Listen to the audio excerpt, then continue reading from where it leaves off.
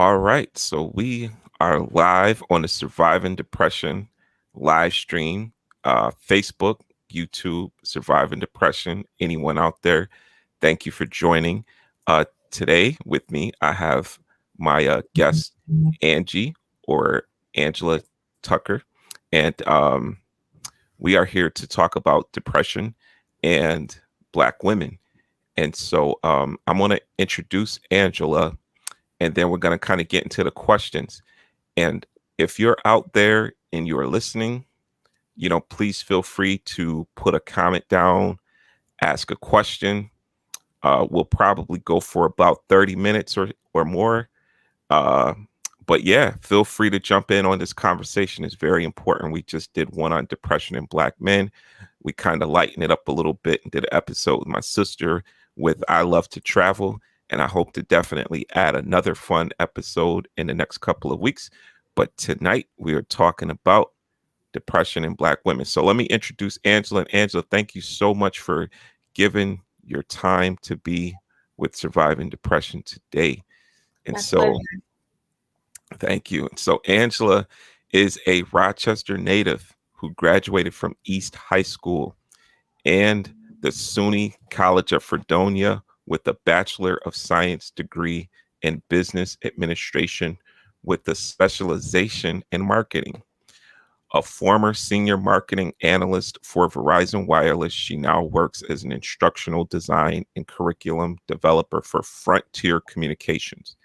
She's the mother of four young adults, ages 22 to 30, grandmother of four beautiful baby boys. Is is easy to say she's a family-oriented person and that her family means the world to her. Additionally, she's a lover of Christ, nature, and people, is very active in her church, loves to write poetry, journals, loves walking in beautiful sunsets.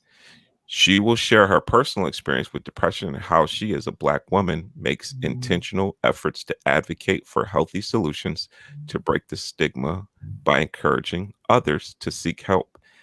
That is so wonderful, Angie. And I really just look forward to hearing, your story. Again, I've heard it before, and I think some listeners heard it before, but I really wanted to kind of relaunch the podcast and the live stream and to kind of get your story again and to kind of get your voice out there again.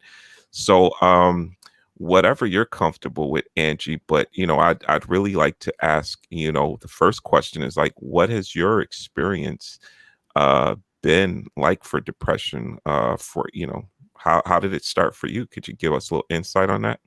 Sure. So, being an African American woman living in a predominantly single parent household, I watched my mother do a lot of single parent juggling. Um, my dad was there before they got a divorce, and then just the transition from her going from a married woman to a single woman. Our lives changed significantly. So, I can say from a teenage or from a adolescent age up through my 30s, I've experienced varying forms of depression, whether it's for myself or personally, for family members or friends. And it ranges from like self-esteem issues, job loss, postpartum depression, the death of close family members, friends, divorce. So I call Oh, that the death of a relationship. So you name it, I've experienced varying forms of depression, whether again for myself personally or with friends and family members who've gone through different situations. wow. And so I heard postpartum, I heard losing a family member, I heard divorce. I mean, that's a lot of circumstances where depression had the ability or the opportunity to come in and really affect your life. Is there one like what was if you don't mind sharing, was there a first instance with your encounter with depression that you'd like to share? Sure. First instance, I've always been on the heavier side. So if I was to talk about myself, a personal experience, as a young kid, always felt like I wasn't as cute as all of the other girls around me. I was always heavier set, as I mentioned before. So I felt like I was different. I even felt different in my own family structure because I'm lighter complexion than my siblings, and always just felt like I was different. So I would kind of shy away from activities with family members and friends just because I didn't want to hear the comments about how chubby I was or how short my hair was, or, just being different, and how, I'm it's gonna my siblings, if they're listening, they'll laugh and say, here she goes with the story again. But I know that believe it or feeling. not, I'm gonna tell you, being Let it tell it. the yellow banana, um the milkman's baby, the mailman's Mm, baby, all those type of things. And yeah. we oftentimes as kids, we say that little phrase, sticks and stones may hurt my bones, but words would never will never hurt me. That is one of the biggest lies ever told. So if I had to tell you how many times I've had the conversation with my siblings about nicknames that were given to me, words that were said to me, how those things hurt, and it took some time to get over it, believe it or not. So I always try to watch the words that I use when I'm talking to people, just to be on the safe side. Now, don't get me wrong.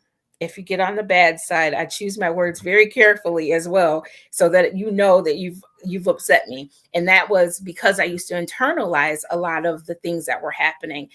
So that internalization turned into me having health issues as a teenager, where I had bleeding ulcers. And the doctor was like, why, you're so young, what could possibly be going on in your life? And believe it or not, internalizing a lot of the things that happen around you can lead to depression and lead to a lot of issues. So that's Yeah. my story. That's one of the time periods in which I recognized that I was experiencing depression. So I would talk about it with my mom. And I was always deemed as super sensitive, and I needed to have broader shoulders and not be such a crybaby. But again, we got to be careful with the words we speak. So I try very hard with my own children, with my grandchildren, to make sure whatever words I'm using, they're words of love, words of affirmation, and words that make you feel like you're appreciated, like you're important, like you're special, versus trying to tear somebody down, because we never know just what words are doing to people. So that's when I recognized my first episode with depression. Wow. And so how old were you when when you first felt like some of the symptoms? So were you feeling like, sadness and not Yes, enjoying things and lack of sleep and all sadness. those? It was sadness, not enjoying things, being kept to myself quite a bit, always in my room versus outside playing with some of the kids. And it wasn't until I turned I was like maybe 8 or 9 when that first started happening. And then maybe around 11 or 12 is when I started to break out of that shell, and recognize through scripture, because I attended church very regularly, that providing words of affirmation for myself through scripture. You're fearfully and wonderfully made, recognizing Mm, that we're precious jewels of God. And I can honestly say it was the church foundation that helped to eliminate some of the difficulties that I experienced with being depressed as a kid.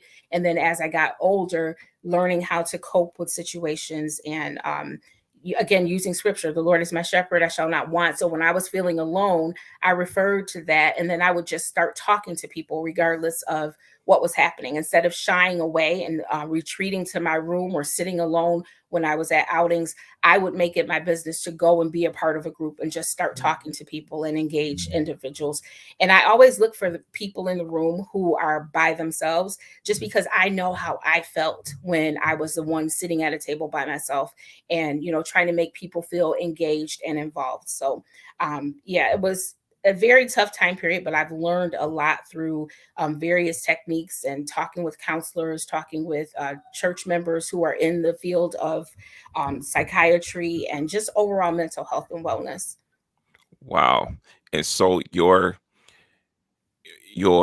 strength and foundation of scripture, and it sounds like your empathy and understanding of knowing what it's like to go through that loneliness propelled you to get out of your quote unquote comfort zone or Hmm. isolation and pursue other people anyway.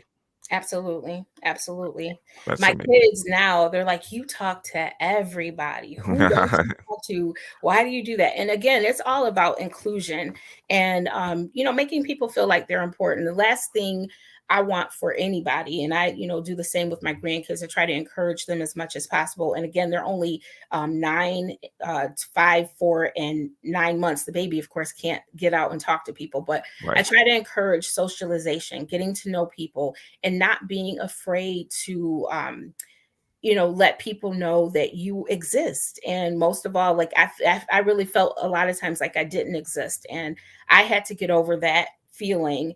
And so my learning how to cope with that and learning how to come out of the shell and talk and not let things bother me as much, I try to extend that to other people as much as possible, friends, family members, you name it.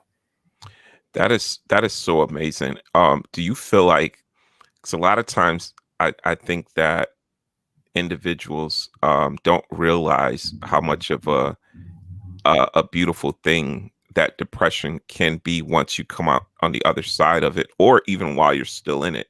Not Yeah. that it's not that I wish it upon anyone, but do you feel like having depression has enabled you to be that type of person to people, to be empathetic and to be loving and to talk, like as your grandkids say, you talk to everybody or you know Mhm. everybody?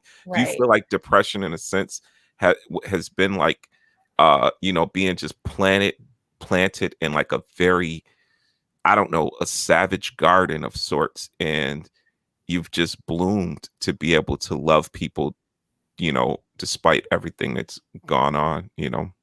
Yeah, one of the main things that I'll say depression has done is it's taught me that life is going to throw many different obstacles your way. You're going to experience all kinds of people. You're going to experience negativity. You're going to experience joy, and it's a matter of how you react. So your reaction, you're in control of whatever situation you're in. So the environment is, can be whatever you choose for it to be. So if you are in this doom and gloom kind of attitude, of course it's going to be negative. But if you go into any situation with a positive attitude, a positive mindset, things are going to be okay. Don't worry about, who's looking in your direction or what they might be thinking. Just having a positive mindset. So yes, absolutely, I can say having been depressed, and having spoken with a counselor about the depression that I was going through really helped me in the sense of being able to be in tune with my thoughts and to make sure that I was controlling the way that I was thinking and not making everything into a negative, and finding positives in every aspect of life. One of the biggest things too is we always talk about, wanting to be around friends in order to be happy, but being happy comes from inside. So a lot of my periods of while I was alone journaling, I was able to write down information about how, good things about myself, positive things, giving positive affirmations. Self love is another big topic of mine in terms of making sure that I'm putting me first. A lot of times, Black women, when we talk about stigmas, we oftentimes hear about all the different hats that we are required to wear.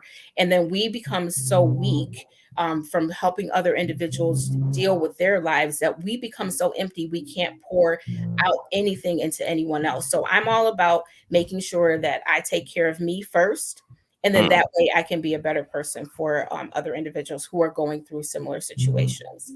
So you just touched on something really important, but I kind of want to go back just a little bit Okay. before I get to that. Now, you mentioned like growing up, there was like a lot of stigma around, just being overweight or Mhm. being lighter. Yeah. Could you talk about that a little bit more, like in the context of the Black community? Like, what is wrong with being overweight, and what's wrong with being lighter? You know what I mean? Like, why is that an Right. issue? So for me, I can't speak for everybody else, but what I could say for being overweight, sometimes people just don't like appreciate heavy set people.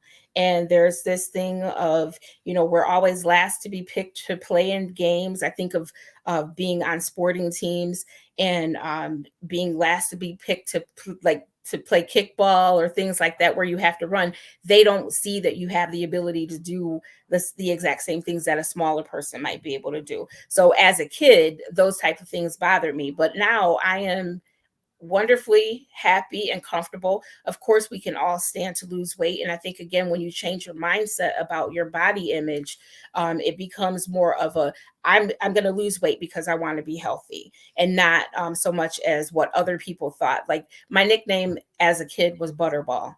Mm-mm. So think of Butterball, the Butterball turkey, the big Yeah. turkey. And and then I'm lighter skinned. So they always said all sorts of things. And my family is predominantly darker skinned. My mom and dad are darker, which again, I look like both of them. But because I was different, air quotes, different, Mm-hmm. there was always like, well, who did you get your complexion from? Where'd you get your coloring from? And this comes from, all different walks of life, whether it's family members, friends, or whoever. And they're like, you don't look like them. But if, how did you get your shade of color is different from everybody else's? Why is that?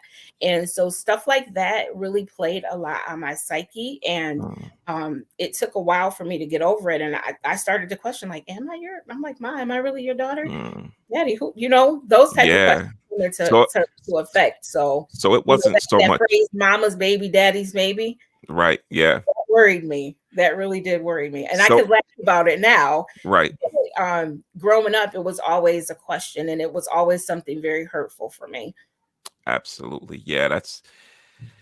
So it wasn't so much that your skin was lighter.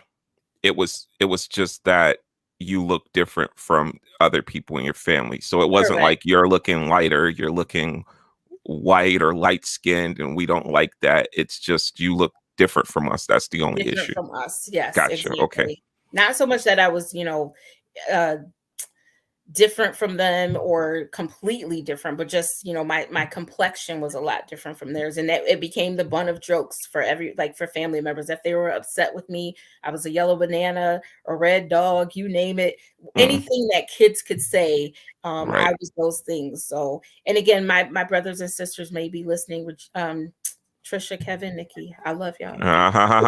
Listen, I've And been called names. we've had the conversation, so Yeah. they know Listen, how it affected I've me. been called names. I've been called a lot of names as a kid, Yep, but it definitely weighs on you, and it it does. really does. It's so awful. And I said this before. I think I was talking to my friend Sam Bell a couple episodes ago, and it's just like I just can't imagine the amount of things kids go through, especially if they're Mhm. dealing with the mental illness. It Right. is devastating to hear these things. Imagine Mhm. having healthy mental health and hearing negative things, but then being depressed or anxious, or Right. psychotic, and you're hearing these awful things. Um, Absolutely. And very let me sad. let me add to that, Carl. So, like, if you are in a family setting, and this is the type of reaction or interaction that you have with your family, imagine what it's like when you enter into other circles of individuals that you don't know. If you're already beaten down mentally, verbally, with these kind of comments, it makes it more difficult for you to be open and interact with other people. So I would oftentimes sit at tables by myself, or I would just not even be in the arena where you had to be chosen to participate in activities, just because I didn't want to deal with the negative impact or the feelings that would come as a result of not being chosen to be a part of those different programs or activities that were taking place. So again, as I talk about it now, as an adult, if you don't deal with those type of things early on, when you get into your teenage years, your 20s and 30s, it becomes an issue because you don't really know how to socialize and interact with people, because you're too busy trying to guard your feelings from being hurt by individuals or potentially being hurt. So there's these mental blocks that are in your head. You're having this negative self-talk and talking yourself out of doing things when you could be out and enjoying life. So again, having had the opportunity to talk with a counselor, it was very helpful for me, because again, it pointed out the things that I am able to do. And just because you're different, that makes you unique, and you can bring a different set of skills, a different set of abilities to whatever environment that you're in. Yes, absolutely. And one thing I think that is, you know, and in staying with our topic of African American women or Hmm. Black women or just the Black community in general, I know for me, in my family, there was a lot of joking, like joking around and picking on each other was a very normal thing, maybe to a very unhealthy degree.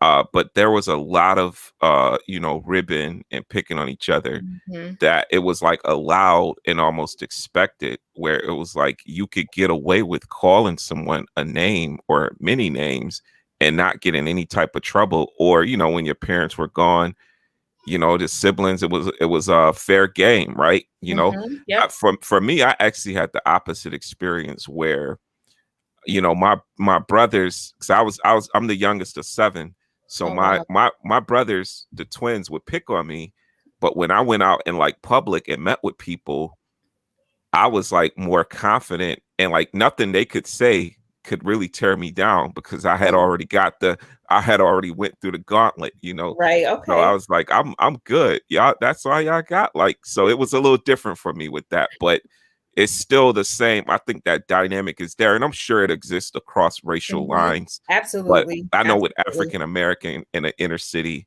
it's all about ribbing and trying to get the best joke. And True. sometimes people don't know when they take it too far, or sometimes I think there's a stigma created where you can't cry or be weak Absolutely. during those insults. You're You know what I right. You're mean? And right. Yep. so yeah, Because that perception of being weak, or you're over exaggerating, you're making a big deal out of nothing. But again, everybody is different. So how it was a power trip for you, you were able to go out and run with the big dog, so to speak, who were ribbing and doing all that. For somebody like myself, it was tough. It was yeah, hard. But again, living in the past, I'm like, I'm not, I can't stay there. It right. happened. Can't do anything about it. Picked up a couple jokes along the way, and was able to use them to my advantage. So it Yeah, all works out. But if we were to talk about, just kind of taking it back to Black women, and depression, a lot of times the depression is there simply because we're wearing so many hats. We're mothers, we're wives, we're sisters, we're workers, we're community leaders. We could be volunteers for different organizations, and so much is on our shoulders that we again don't necessarily take the time to do get proper rest, proper exercise. And we might be going through situations, and because we want to have the appearance of having it all together, and nothing can crack us or nothing can make us bend or break, a lot of times holding that information in and holding those hurts inside is what creates depression. I think the biggest thing and the biggest fault that we have is not being able to talk about it as well. So because again, that perception of being weak, or that you can't handle life situations, this is normal everyday life. Not everybody handles things the same way, but I would strongly encourage any individual who is going through or who's feeling down or depressed, find that one friend or family member that you can talk to, who is going to listen, without objection, and just hear you out. And if you can't find it in a friend or a family member, I would strongly recommend seeking help through a professional who will listen objectively and take in all of the information and just help you guide your way and create a path for healthy thinking and for healthy living, so that you're not living in that state of depression. And I think too, a lot of times that people don't want to be embarrassed about what's happening to them. I can tell you a story about when I went through a divorce. I was like Janet Jackson. She had a wardrobe malfunction, but I had a contact malfunction. And let me mm, explain that contact malfunction to you. So I was struggling with the thought of becoming a single mother and of four children. My then husband and I had been married for 12 years, and we were going through the motions, so to speak. And I'm like, here we go. My sister in law was killed in the World Trade Center, and he oh, wanted to be with his family in New York City to assist, with his mom who was grieving. So he had a mom who was grieving, but then on the other side, here I am now grieving because I'm home trying to take care of four children, trying to work a job, and trying to figure out transportation, getting them to and from school. And so my contact malfunctions started where every day I was have these emotional outbursts.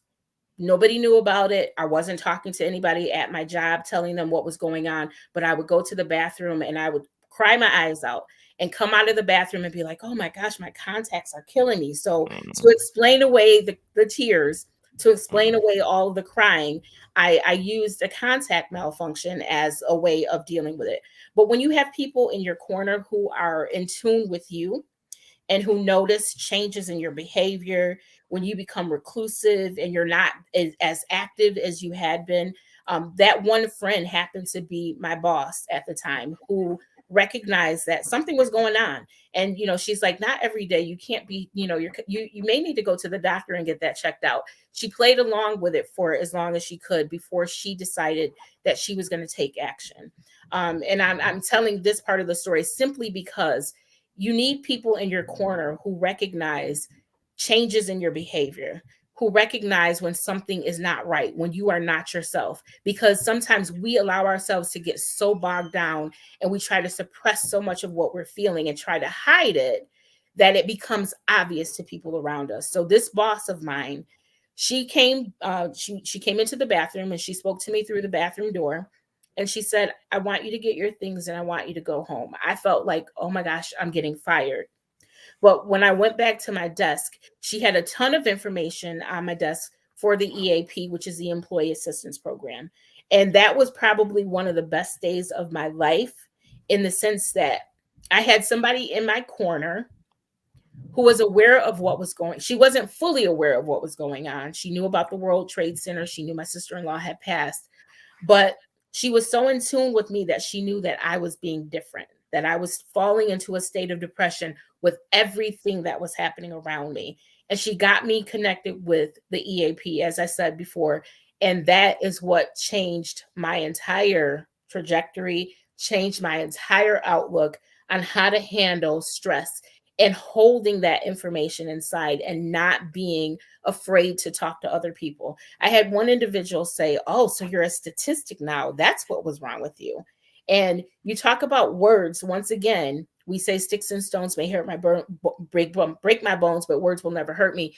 When she made that statement about being a statistic, it hurt so bad. However, I was able to come back and say, I just hope that you never are. I hope you never experience what I'm Wow. dealing with right now. So again, had I not been in the mindset to speak with the counselor and get tips on how to better handle stressful situations, how to navigate my way through the change in my lifestyle, had my boss not paid attention to what was happening to me, I'd probably be someplace different. I don't think I would have advanced as far as I am right now. I would have been more than likely in a nut house. And I hate to say nut house, but again, that's how we, the stigma that's there. Yeah. People say you lose your mind. And I probably would have lost my mind had I really not gone and spoken with somebody. So anytime I experience anyone, whether it's my children, family members, coworkers, friends, whoever I meet along the way, when Mhm. they start opening up and talking to me, I am very quick to say, here are some individuals that you can talk to, because I know what it was like personally to try to hide the depression, the pain that I was experiencing. And it doesn't do me any good to not share how I was benefited by speaking with someone in the mental health field. And it doesn't mean that you're crazy. It doesn't mean that you're weak. It doesn't mean that you don't have a good grip on life. It simply means that you recognize that you are in a situation that is bigger than you. Right. Prayer, fasting, studying the Bible, all of that was helpful. But I will tell you, having someone outside of my family circle, outside of my circle of friends to talk to objectively, I laid everything on the table. When I left, it was all good. I would write in my journal, and I still journal to this day. I still have books from back in 2001, from when everything happened. And I can honestly tell you that that is what helped me. So, anyone who is experiencing depression, there is help for you. You don't have to stay there. If you get knocked down, you will get knocked down many times in life, but the goal is to get back up and to come up stronger than when you first were knocked down. Um, and Carl, I want to say to you, thank you so very much for using your platform the way that you do. I know that you have your own counseling business, but this is a very real topic. So many Absolutely. people have been, put on lockdown as a result of COVID. And if they have been experiencing depression all along, and now they're in lockdown where they can't get out and be with their loved ones, episodes like this, programs like this, are to me very helpful resources for getting people connected with real help in the real situation, or real individuals and counselors that they need. I'm not in the healthcare profession. However, I'm just someone who has experienced depression. And I can honestly say speaking with a counselor has helped me significantly. Absolutely. Those were so many great gems you dropped there. I want to on just kind of piggybacking on what you said, like if you're out there and you need therapy, there's a lot of places you can look into. I think there's betterhelp.com, there's openpath.com, there's psychologytoday.com. You can go on there and look for your preferred therapist if they're faith-based, if they're not faith-based, whether they do CBT, DBT, any types of therapy techniques and modalities, and do they work with people who have anxiety or depression? So you can look into that. You could call 211, which is Lifeline, and they have a lot of resources. Um, and then there's mobile crises if you feel like you have an emergency and you really need help immediately. One thing I wanted to say, Angie, as you were talking, it kind of reminded me, just kind of going back to like, just saying, or being a single mother. I think about my mother. My mom raised 7 kids. And, as I'm talking to you now, I've never asked my mother this. I never asked her, as a Black woman, raising kids in an inner city and in poverty and moving several times. Um, how was your mental health, Mom? Like how did you do that? Like I've asked her, how did you do that before? But I often wonder, like, man, at some point you had to have a breakdown, but I've never seen it. I never witnessed it. So there's a So lot. There's a lot, right? one of the descriptions I left off is we're super women. We have superpowers, and we hide very well when things are bothering us, because the last thing we want to do is worry our children. So and I will say this, she very well may not have had any moments of Right. depression. And I applaud people who can handle life and handle it effortlessly. But there are individuals who again, I had no experience with being a single parent, other than I saw the struggles that my mom had gone through after she had gotten a divorce. So I was in the state of woe is me. What am I going to do now? I have 4 kids, and they were at that time between 10 and 2, and it was difficult. It was Right. really, really difficult. And I think a lot of it too was like um, image based. So that's another damaging and damning situation to be in that you're worried about what other people are going to say or think about you as a result of your new situation, going through a divorce. Now you're a single parent, and you always hear individuals say things like, well, she's got so many kids, that's baggage, and who's going to want her if she has that many kids. And so again, a lot of those things come into effect. But for me, it was just the newness of being a single parent. The girl Yeah. who said she would never have children ever. So now here I am in a situation I'm mothering, and I have to do it alone. Yeah. And I thank God that I had very strong women, my mother, my grandmother, my aunts, who has passed away. I saw them do it.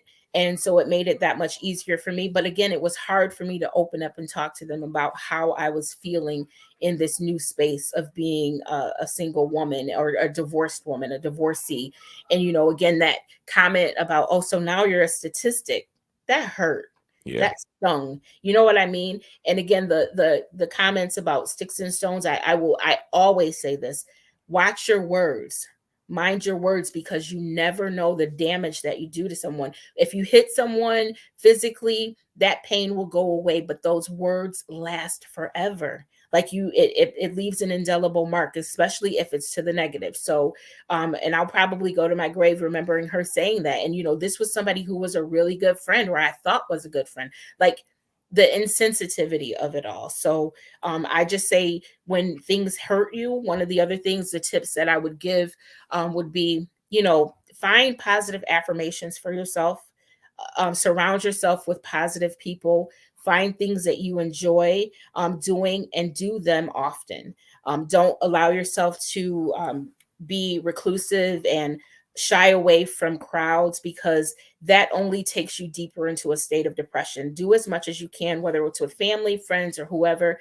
But definitely also talk to someone. Find that person you can talk to, where you can lay it all on the line and just be as real can be. And when individuals offend you, be sure to speak up for yourself. You don't want to hold those feelings inside and have resentment, because that's like, killing yourself to keep holding it, pain and agony inside. The past is the past. Let it go. Look forward.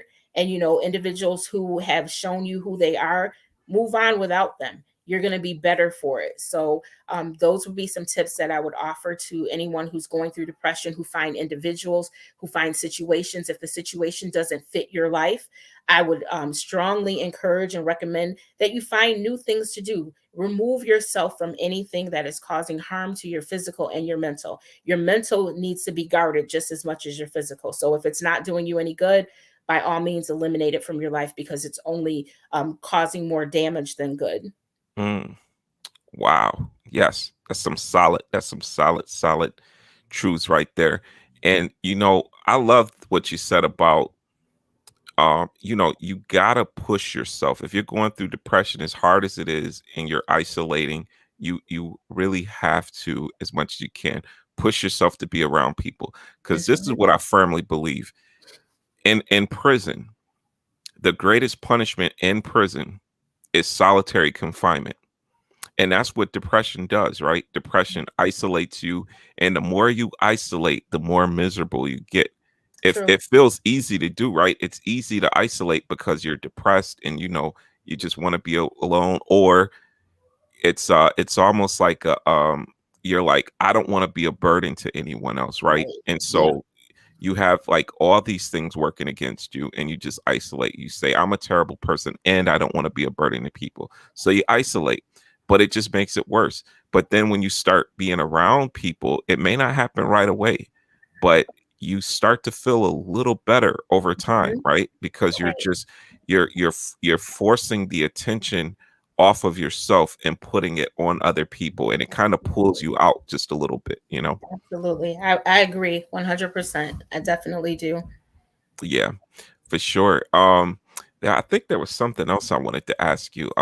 Is there anything that you'd like to, anything important that you'd like to share, like specifically with women of color or black women? Like, I think obviously depression affects everyone, all races, all socioeconomic backgrounds or whatnot, but Mhm. specifically for black women, like I think it's so important to know that, because you'll hear this, right, in black culture, a strong black woman, right, or a strong black man, like that entails not showing weakness, right? Mhm. And Mhm. so, but that's a very dangerous thing to like It say, right? is. Like, how do you define strong? And I think we have to start defining strong as being able to be vulnerable, being Mhm. able, because I mean, how strong do you have to be to say, hey, look, I'm suffering right now in the face Right. of a society and Right. culture that says you shouldn't do that? You know what I Right. mean? Mhm.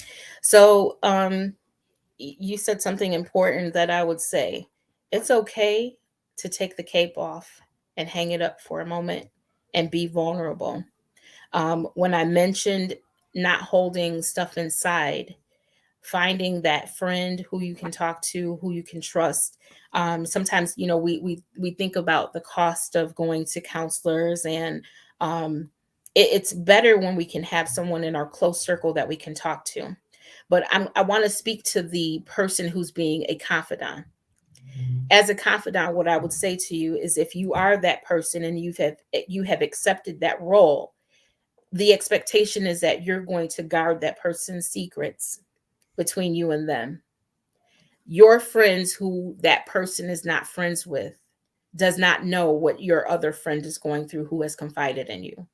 So be a trusted friend, a friend who is going to be real, a friend who is going to keep that person's information safe. Because I think one of the biggest things is not being able to trust individuals. So when you share your most valued and most deepest dark secrets with someone, and what's creating a barrier for your health or your mental wellness, you hear it repeated by other individuals who you haven't spoken to, I think that does more damage than good. So for the confidant, I would say, please be sure that you recognize when someone is going through and they come to you to be that trusted friend and not go and share that person's information. Mm. So, one, I said, hang up the cape. It's okay to take it off one day and focus on you. You can't save the world, you know, and if you don't take care of yourself, who's going to be there to take care of you, because you've been the one caring for everybody else. So take notice of